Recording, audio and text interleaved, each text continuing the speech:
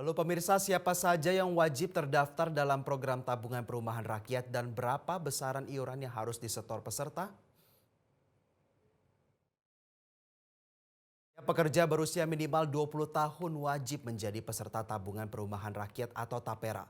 Selain itu, penghasilan mereka minimal sebesar upah minimum. Para PNS, ASN, TNI, Polri, pegawai BUMN dan pegawai perusahaan swasta serta pekerja lain yang menerima upah juga diwajibkan menjadi peserta TAPERA. Setiap pemberi kerja diharuskan mendaftarkan karyawannya mulai tahun 2017. Besaran iuran yang dibayar setiap bulan sebesar 3% dari gaji.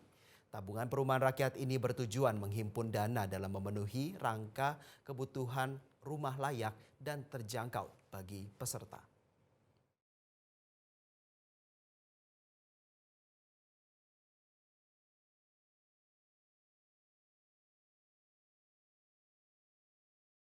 Jelajahi cara baru mendapatkan informasi. Download Metro TV Extend sekarang.